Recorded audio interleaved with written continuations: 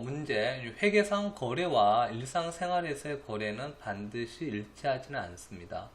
다음 내용 중 회계상 거래에 대한 설명으로 옳은 것은 기읍 상품의 매입을 결정하고 거래처에 주문을 하다.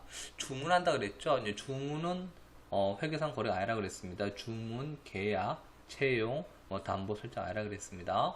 두 번째, 신입사원의 월급여를 200만원 주기로 하고 채용을 결정하다. 다 말뿐이죠. 이제 주문, 채용 다 말뿐이잖아요. 아닙니다. 3번, 디귿. 상품 보관 창고에 화재가 발생하여 상품이 소실되다. 어떻게 됐어요? 창고, 건물이죠. 건물이 소실됐다. 어떻게 됐죠? 건물에 어떻게 됐어? 상품 소실됐으니까 상품, 나의 자산적 가치가 어떻게 됐어요? 감소되는 거죠. 그래서 이 디귿은 뭐가 되는 겁니까? 회계상 거래가 되겠죠. 4번 리을 사무실을 월 100만원을 조건으로 임차하기로 계약하다. 뭐 계약도 어떻게 되는 거예요? 실제로 뭐 있는 겁니까? 말뿐이잖아요. 그래서 회계상 거래로 옳은 것은 답은 이제 4번 이제 디귿 하나밖에 없네요. 다음 중 거래 결합 관계가 잘못된 것은 차변과 대변 거래 판료수에 관련된 거죠. 차변 자산의 증가 그리고 대변 수익의 발생 맞게 됐고요. 두 번째 차변 부채 감소 그리고 대변 자산의 감소 요것도 어떻게 맞게 됐죠. 세 번째 차변의 비용의 발생 맞습니다. 그럼 대변은 뭐가 돼요? 부채 증가죠. 3번이 잘못됐네요. 그 다음 4번 자본의 감소 자산의 감소 맞게 됐고요. 답은 3번이 잘못됐습니다. 그 이유는 이 대변 부채 감소가 아니고 부채의 증가입니다. 다음 문제 계속 보겠습니다. 다음은 계정에 대한 대화 내용이다. 대화 내용이 올바른 사람을 모두 고르시오 라고 했습니다. 현령 차입금이 증가하면 차변에 기록해야 돼. 차입금은 자산, 부채, 자본, 수입, 비용 중 뭐죠? 차입금 부채입니다. 이 부채가 증가하게 돼버리면 어떻게 한다? 대변에 기록해야 되겠죠. 그래서 현정이는 어떻게 돼요? 잘못되는 거네요. 두 번째, 도연. 상품은 잔액이 차변에 남어. 상품 뭐가 되죠? 자산이죠. 자산이니까 어떻게 돼요? 차변에 잔액이 남겠죠. 맞는 말입니다. 현우, 은행 예금에 대한 이자가 발생하면 이자 수익은 대변에 기록을 해야 돼. 그랬습니다. 이자 수익은 어디입니까? 대변에 맞죠? 맞겠습니다. 차변에는 이자 비용, 그리고 대변에는 이자 수익 해야 되겠죠? 광원, 직원의 급여를 지급했을 때 급여는 대변에 기록해야 돼. 급여는 어떻게 돼? 비용이잖아요. 비용 어디 기록되죠? 차변이죠. 광원도 잘못 말했네요.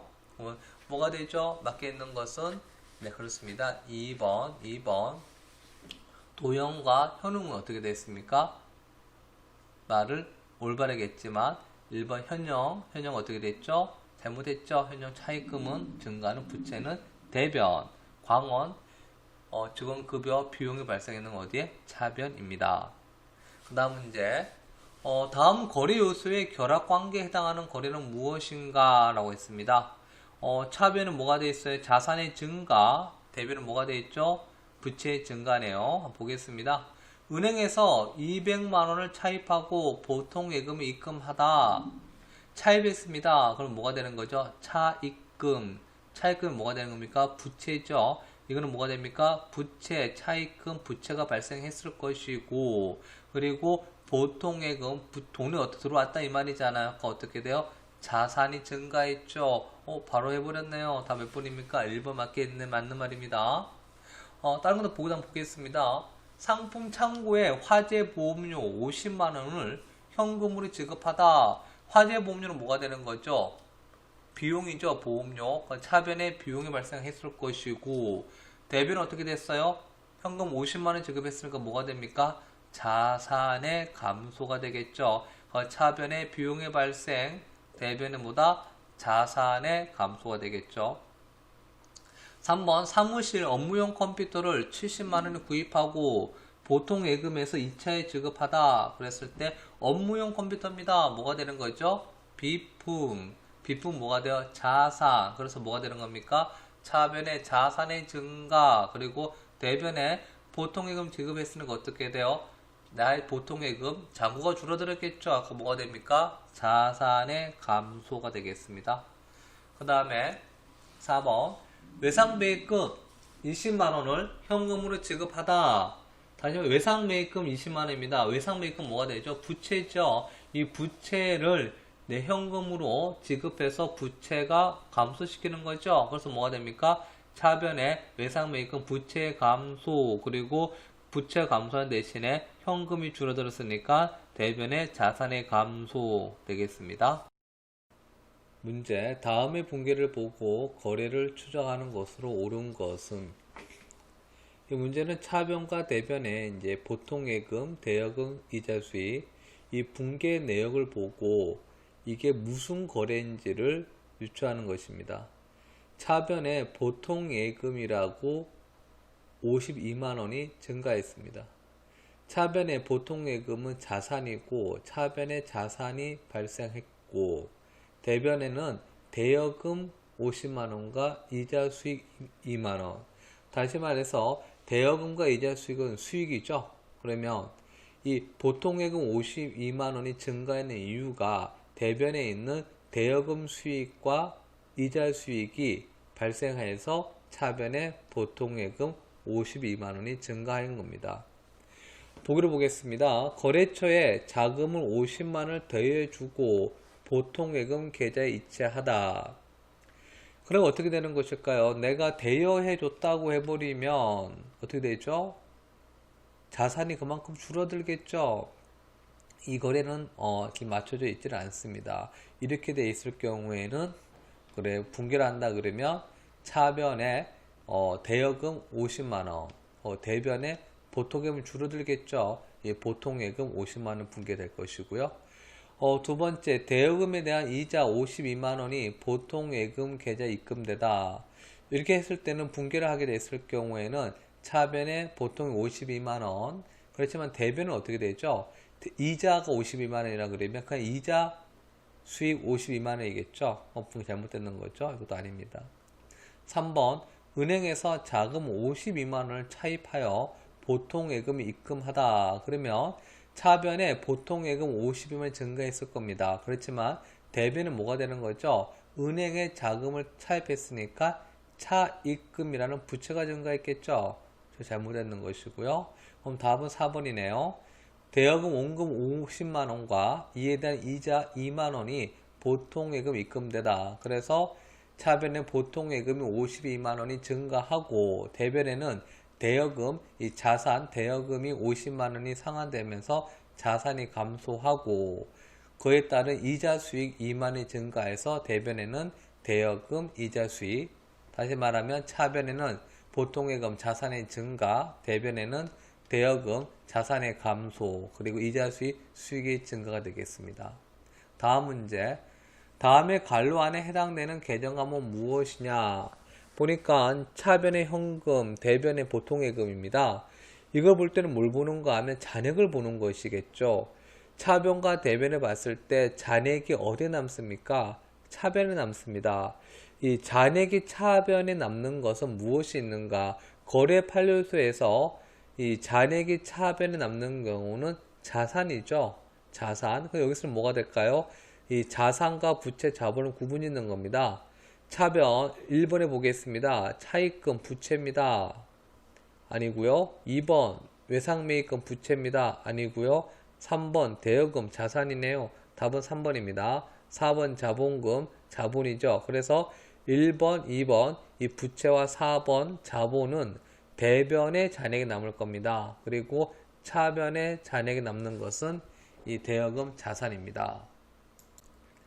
다음 계정 기입에 대한 설명 중 옳지 않은 것은, 외상매입금 개념의 원장입니다. 외상매입금은 부채죠. 이 부채가 차변에 보통예금, 대변에 상품 이렇게 되어 있습니다. 외상매입금이 부채라고 했습니다. 그럼 어떻게 될까요? 3월 25일은 뭐가 되는 걸까요? 보통예금 50만원. 그래서 보통예금 50만원으로 외상매입금이 부채가 줄어들었겠죠.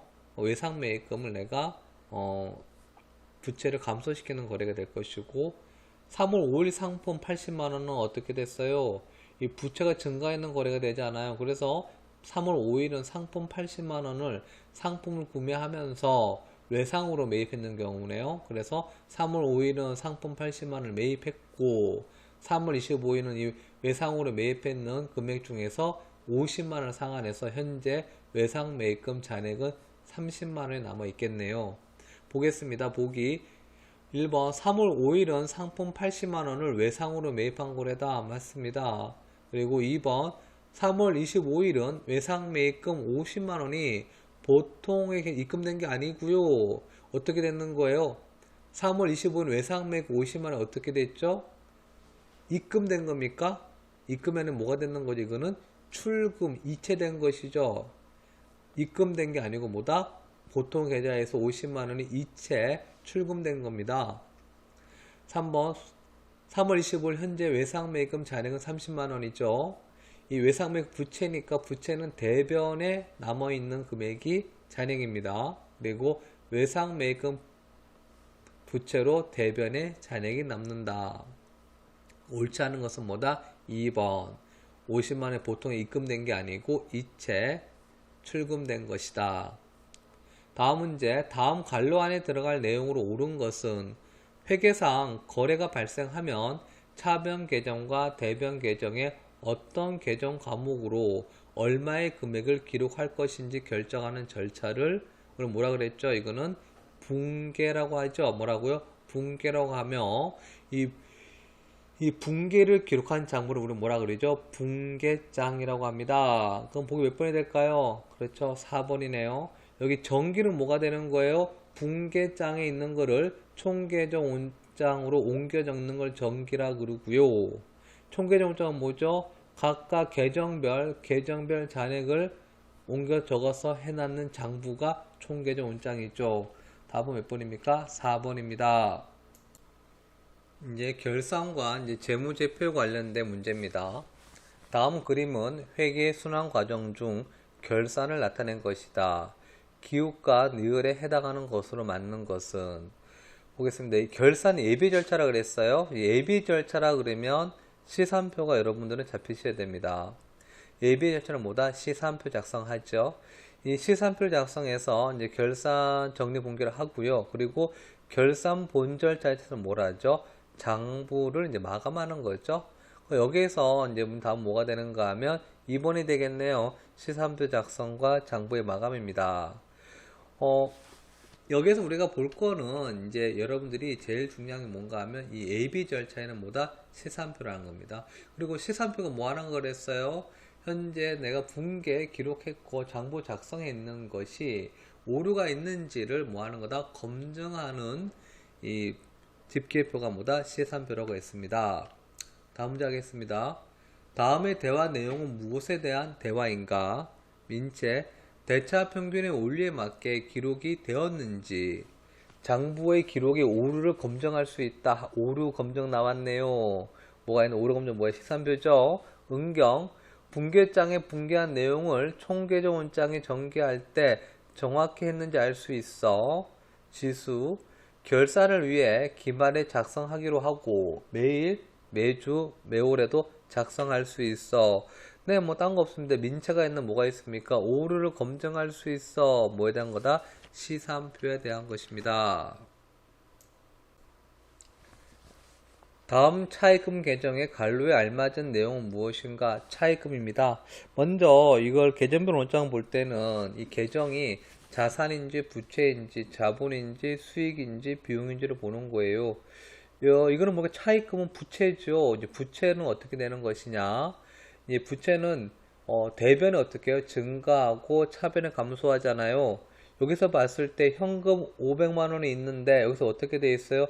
정기 이월됐고 그러면 정기 저번 달에서 저번 정기에서 이월됐으면 이제 어떻게 될까요? 대변에서 그래서 증가했다 그러면 이제 차변에서 어떻게 되죠? 부채 감소되니까 이거 어떻게 됩니까? 차기 내년 다음엔 차기로 이월시키는 것이겠죠. 그래서 답은 1번입니다. 만약에 이 차입금 부채가 아니고 만약 자산 계정이다. 그럼 어떻게 될까요? 정기 이월은 차변이고 차기 이온은 대변에 발생합니다. 자, 정리해드리겠습니다. 자산은 차변에 정기이월, 대변에 차기이월이고요. 부채와 자본은 차변에 차기이월, 대변에 정기이월입니다. 답은 1번입니다. 다음 중 시산표 등식으로 옳은 것은 시산표 등식이죠. 그래서 뭐라 그랬습니까? 시산표는 결산 이전에 결산 전, 다시 말해서 본결산, 본 마감하기 전에 하는 거기 때문에 본결산 전에 하기 때문에 뭐라 그랬습니까? 자본이 기초자본입니다. 그러면 봐주시면 돼요. 곱게 했습니다. 기초자본돼 있는 거는 뭐가 있어요? 3번과 4번이죠. 근데 뭐가 있어요? 3번은 아이고 자산도 기초됐네. 아니죠. 나머지는 다 기말이고 자본만 기초니까 다 몇 번이죠? 4번. 기말자산 플러스 총비용은 기말부채 플러스 기초자본 플러스 총수익 다 몇 번이다? 4번입니다. 다음 연도로 이월시키는 개정 과목은 다음 연도 이월시킨다 그랬습니다. 다음 연도로 이월시킬 수 있는 거는 재무상태표예요. 다시 말해서 재무상태표에 있는 자산, 부채, 자본은 다음 연도로 이월됐죠. 그렇지만 손익 대한 것은 어떻게 합니까? 단기 결산할 때 어떻게 되죠? 상계 처리해서 마감을 시켜버리죠. 보겠습니다. 1번 소모품비 비용이 있죠. 2번 개발비 하하 답 2번이네요. 끝에 끝나는 게 비로 끝났지만 개발비는 비용이 아니고 무형자산이죠. 가장 많이 틀립니다 사람들이요. 그래서 답 뭐가 된다? 답 2번입니다. 이처럼 끝에 말이 비라 끝났다 그래서 비용과 이 개발비는 좀 구분 지어 주시 아셔야 될 것 같습니다. 뭐 대표 또 이거 있죠. 뭐 상품 그런데 어떻게 비품은 뭐가 됩니까? 상품은 재고 자산이지만 뭐가 돼 있죠? 비품은 뭐가 되는 거죠? 여러분 알다시피 유형 자산이죠. 이처럼 여러분들이 이제 또 구분 질 수 있으셔야 됩니다. 3번 이자 비용은 뭐가 되는 거예요? 비용입니다. 그리고 세금과 공과는 뭐가 되는 거죠? 비용이죠. 그래서 이월시키는 뭐다? 2번 개발비입니다. 그 다음에 기말의 결산 과정 중에 손익 계정으로 대체되는 계정 과목은 무엇이냐? 손익 계정이니까 뭐가 돼요? 수익과 비용 묻는 말이네요. 보겠습니다. 1번 보통예금 자산, 2번 외상매출금 자산이죠. 이것도요. 그리고 3번 이자 수익, 이건 수익이네요. 3번 차입금 부채, 1번, 2번, 4번은 자산 부채 그래서 재무 상태고 3번 이자 수익은 손익이죠. 다 몇 번입니까? 3번입니다. 다음 중 잔액 시산표에서 대변의 잔액이 나타나는 계정 과목으로 옳은 것은 대변의 잔액에서 뭐라 그랬습니까? 부채나 자본이라 그랬죠.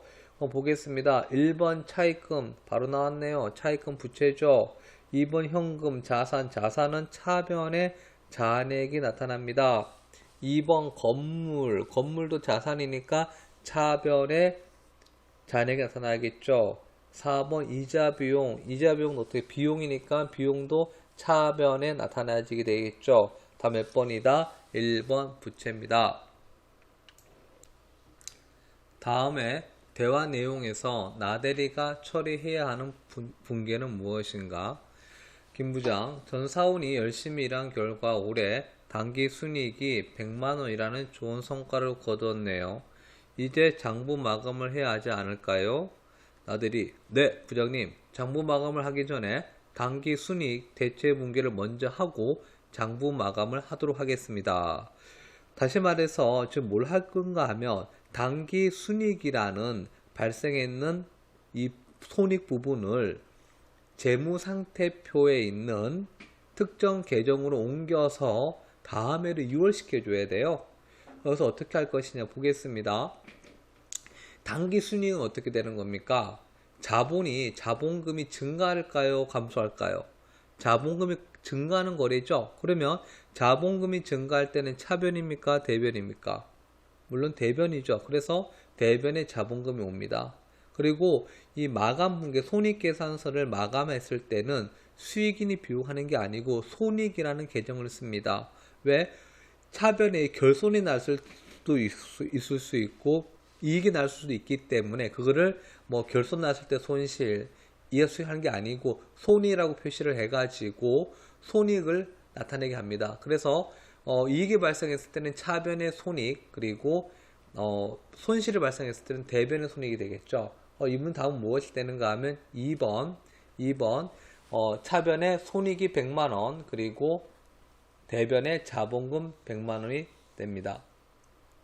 다음 문제입니다. 다음에 기읍과 니은은 무엇에 대한 설명인가? 기읍, 재무제표 해당 과목과 금액에 기호를 붙여 별지에 추가적인 정보를 보여주는 보고서. 별지에 추가적인 정보란 보충 설명이죠. 주석에 대한 설명이네요. 주석이고요. 그리고 일정 시점에 기업의 재무 상태를 파악하기 위하다. 일정 시점, 그리고 재무 상태표죠.